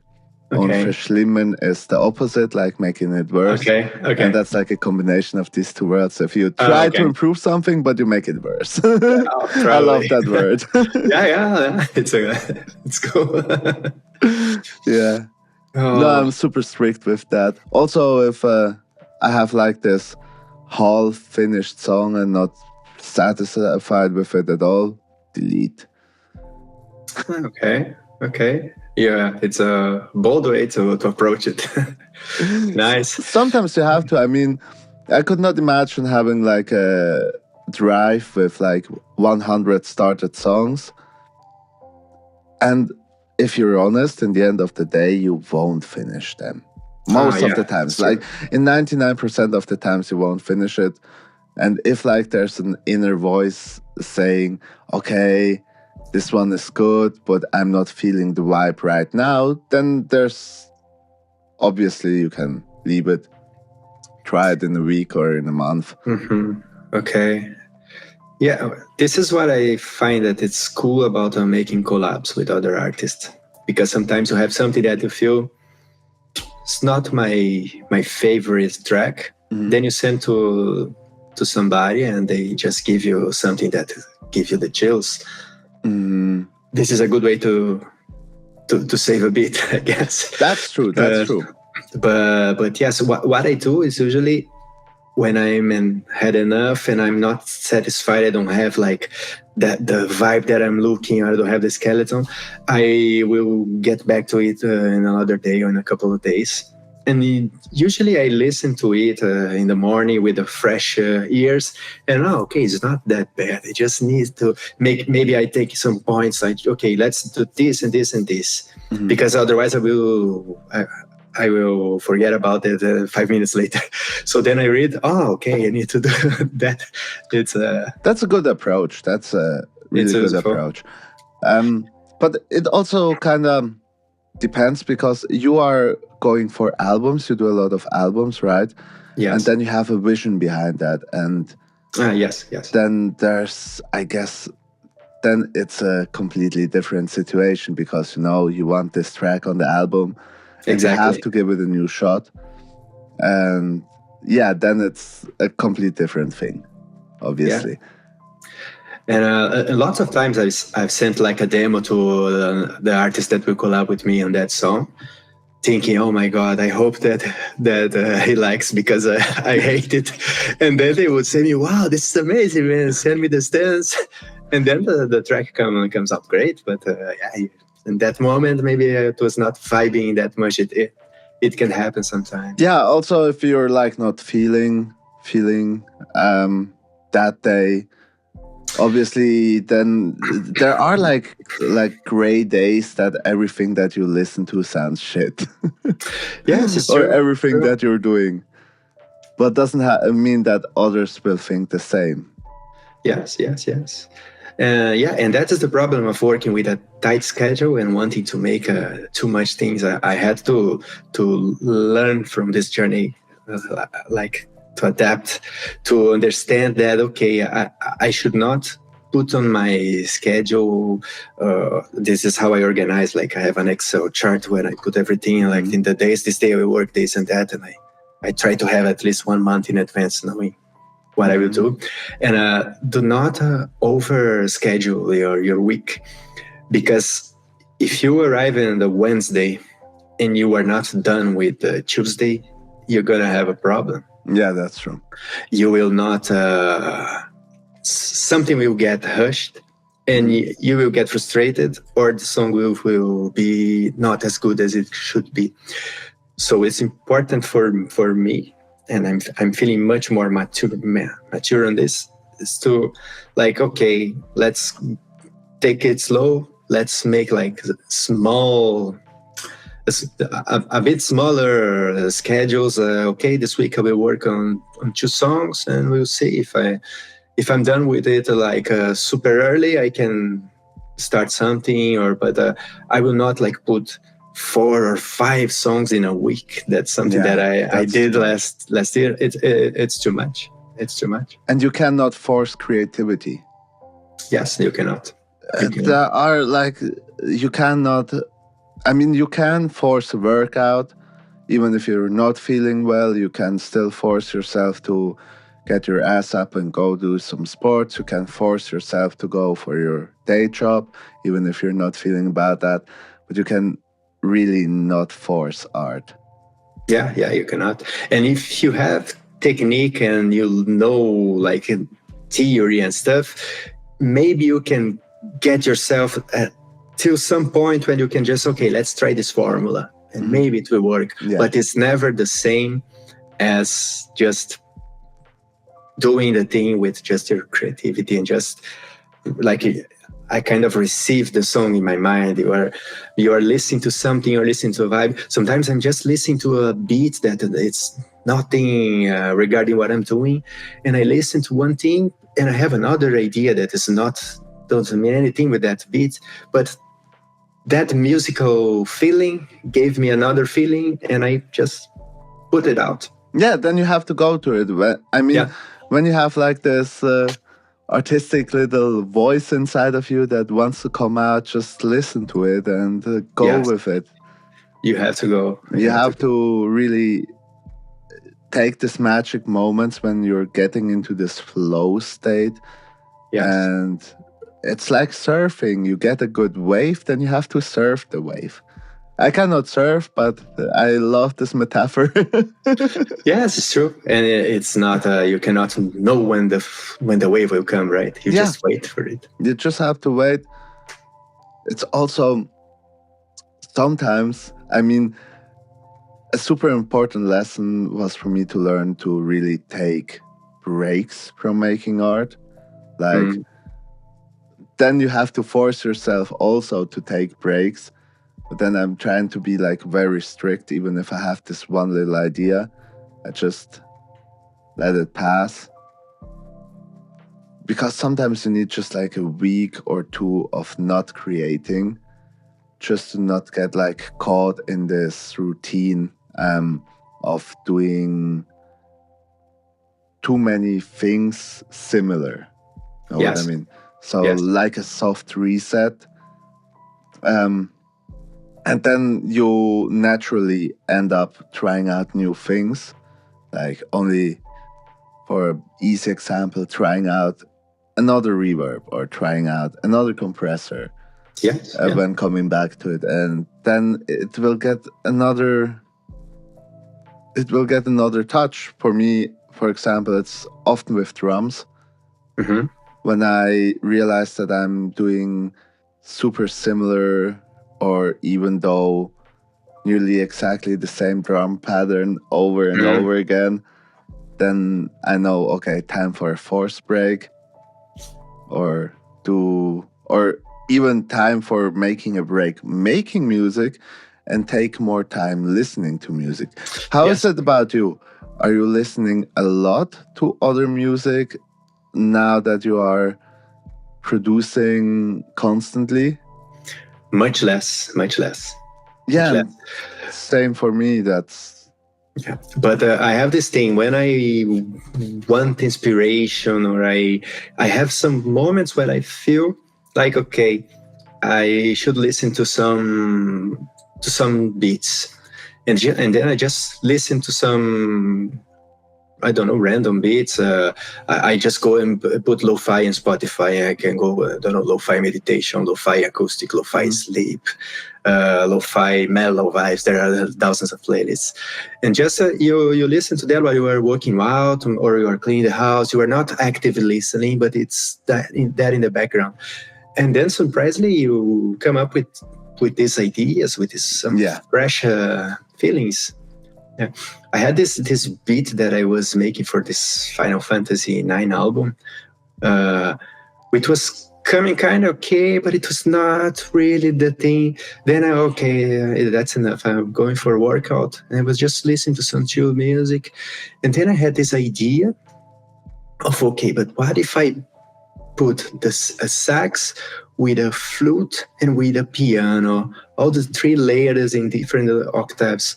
It will give like that Brazilian bossa nova kind of vibe, And then I just came back and wrote this. The next day I layered them, and it was perfect. It was exactly what the song were needing. And then I had the lucky, because it was a song that I was working with djembe, and he recorded the sax with a real saxophone for me. That's so good. That was so like good. Perfect. That's amazing. Yeah, you need to really actively dig for new inspirations then, because it's so easy to get into a strict workflow.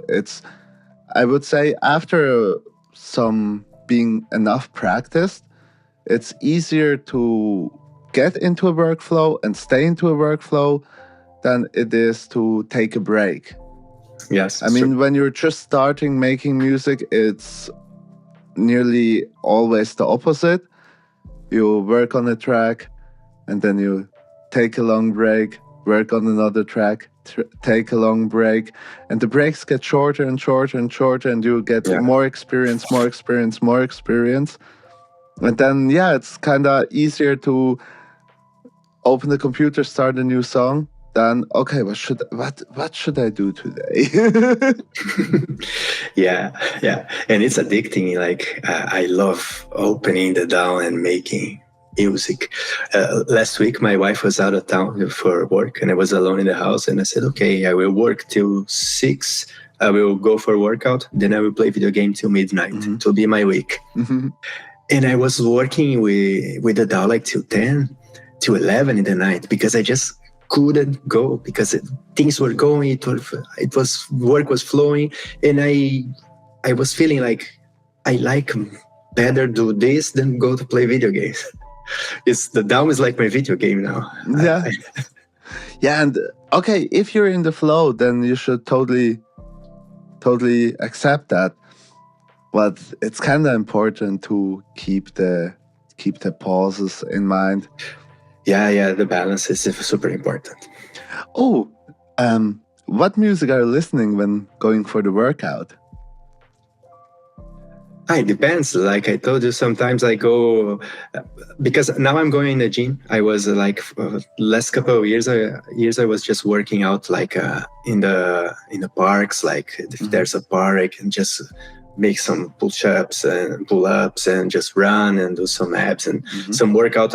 I always train CrossFit, so I have like this schedule with the trainings and the work of the day.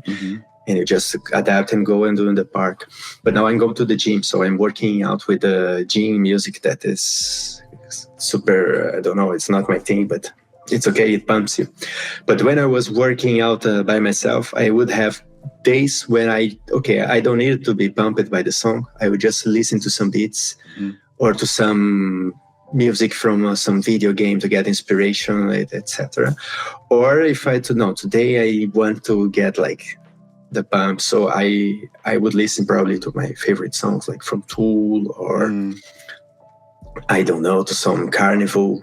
Don't know if you know them. They are Australian, and they are in this kind of vibe, a bit alternative like this. I have a playlist with only the bangers and. Send me that playlist. Yeah. I would love to listen to it. Yes, send you. And there are some songs that when they hit, you give an extra rep for them. I also listen a lot to an album. This is crazy. I had this vocal teacher in Brazil. Yeah, and he sings like he's super good singer. He used to have this metal band called Terra Mystica. I don't know if you ever heard about it. they made like metal, but it's like Iron Maiden style. And I like them. With but with the lyrics and the vibes, they are like with those pre-Columbian civilization. Talking about that, like the myths of the Mayans and stuff like that. It's super cool. But then in 2013, he recorded a song with his friends, an album with his friends in the bedroom. And that album it should be like a classic for the progressive metal, like a standard. It's so good. And man, they have like 1,000 monthly listeners in Spotify. It's crazy. It's one of my go-to when I really need the charge for working up. It's so good. I've sent this to you also. It's super good, man. Oh, excuse me for a second. I have to let the cat outside. Okay. Be right back.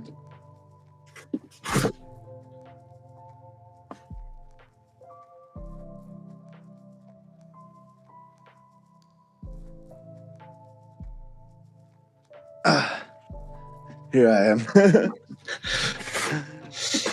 Oh, interesting. Because I recently posted on Threads what's your pumping gym workout music? Okay. So I'm constantly looking for new music, but I don't actually need to pump always, like you just told. There are days. Working out to lo-fi is also pretty interesting.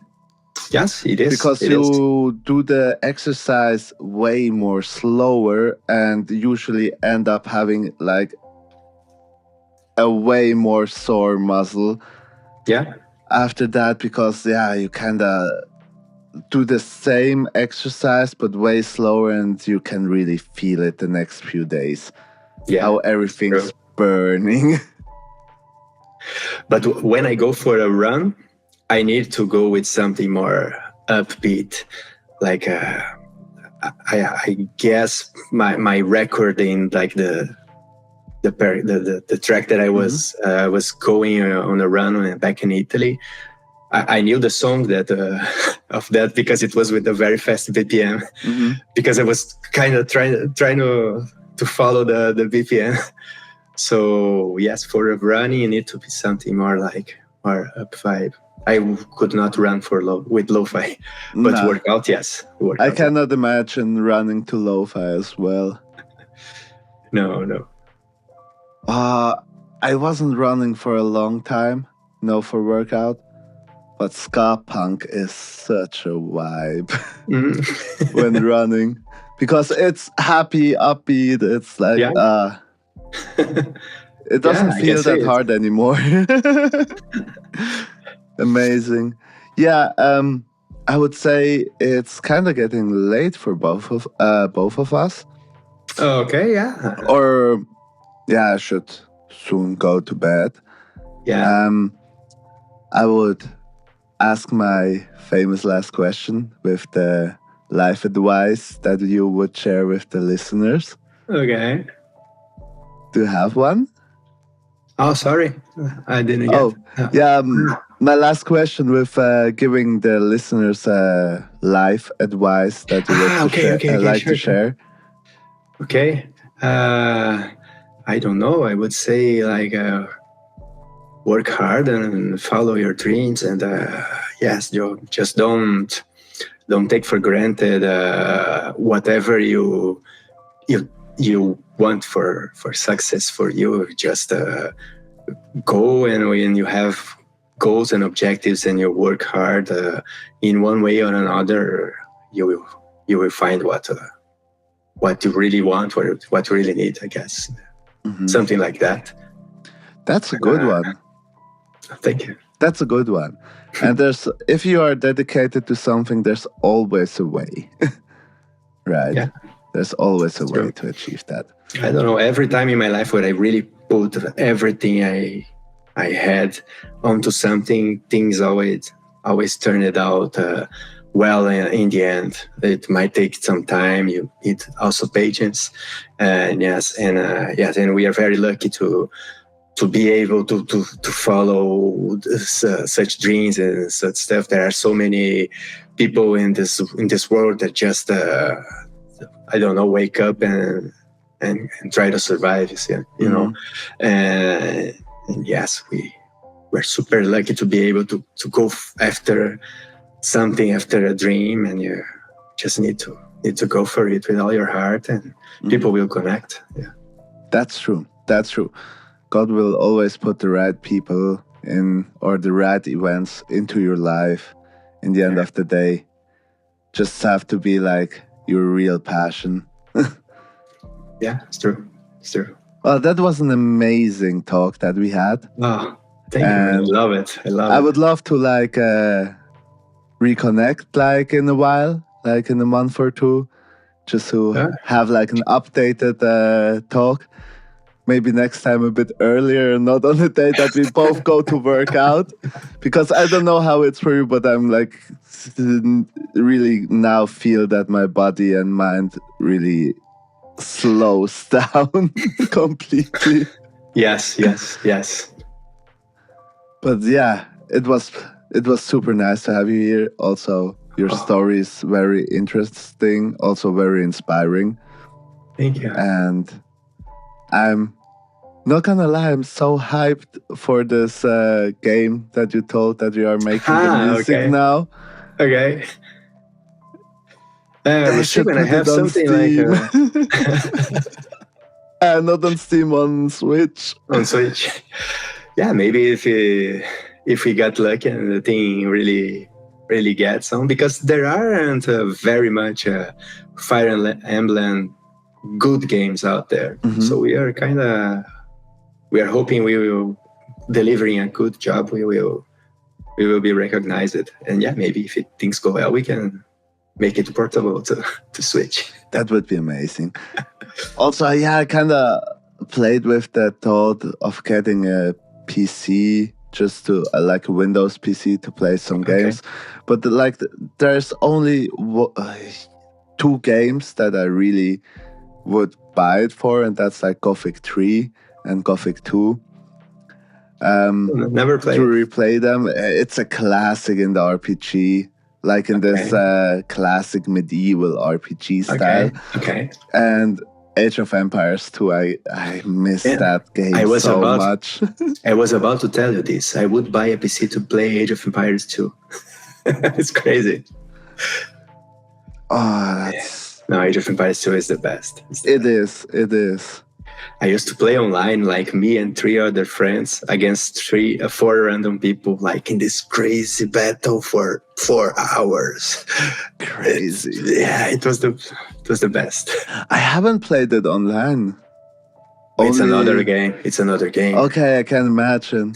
And if you play with your friends, it's so cool, man, because you are all like, okay, you choose your civilizations out to like one complement the other. Then you go for the strategy, and okay, you go make the walls, I will make the farms, then I will send you the food. And then you go there, we go right, I'm going there, you come with the catapults, and I will go with the horses, and you go with the bikes. Man, it's crazy. It's crazy. Yeah, I can imagine.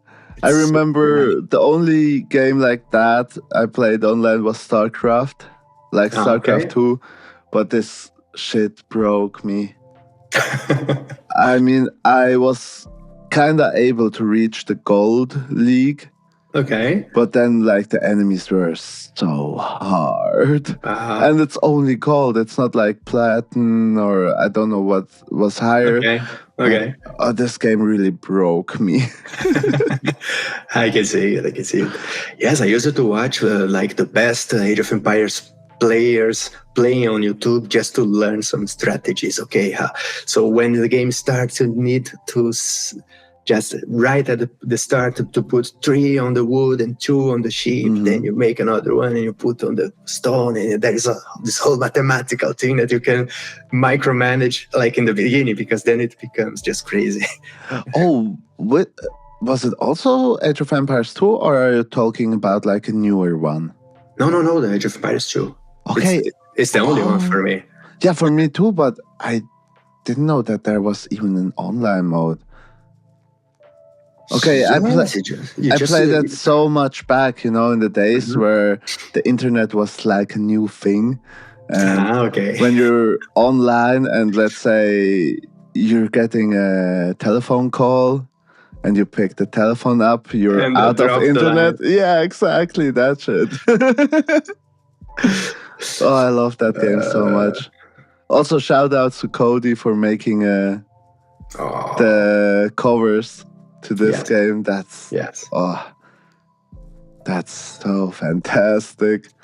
We should both get like a PC one day and play it together, like just for fun. For sure. And it's crazy how you talk to people from our age and everybody brings up Age of Empires 2. Like it was the best. It was. No doubt. And the music. Yeah. The music was so good. Also the stories. Yeah, it was super nice. And no, it's like this more or less historical based. I mean, there were all famous historical people, but yes. Yeah, it was so good. Or Age of Mythology, I loved that one as well. Also that one was nice. Yes. That was super nice, but it was kind of too much, with like this magic superpowers and with the gods and everything. yes. Yeah, no, it was cool when it came out, but the joy was the best. And now we're full back in the talk, but yeah, I really kind of have to cut it off here. yeah, sure thing, man. It was a pleasure. It was a pleasure to be here with you, and we should totally do it again. Yes, and yes, also we should make some music together. We should like kind of get this Dragon Force track, this Through the Fire and the Flames. That would be so legendary to have the hardest guitar song turned into this super chill one. Without distortion. We don't need distortion. We just make it super chill. Yeah, and just like we have to kind of work on the time signature, like the super fast parts kind of quarter time them to be chill, and like the main melodies even not that fast, because with a lot of distortion it's so full, but yes, I would need to listen to it again to remember all the parts and see how we can deconstruct it and create a bit. Yeah, totally doable. And I'm so happy that you brought that up, that you love to make the super complicated tracks. Because now it's a challenge accepted, yes. Now I know you are the perfect one for this. Awesome, let's go for it. Yeah, let's go. Okay, thank you. And thank you, man. Thanks for listening to the ones that listen to the podcast. Yes, for sure. I listen to all the ones with the people in the server, and there is like one that I'm missing. I don't remember it. I guess it was episode 4 that I jumped because I wanted to. Oh yeah, it was, I guess, with Leiko. He's not. Yes, it's the only one. It's the only one I didn't listen. Yes. Okay. Yeah, most of the guests are from the server. Okay. But now I kind of try to open up the horizon for other producers. Yeah, you're totally right. Yes, you should bring these artists to the server, those ones that you are. Oh yeah, that would be a great idea. I brought Johnny. Oh yeah, it was you. Right. Nice.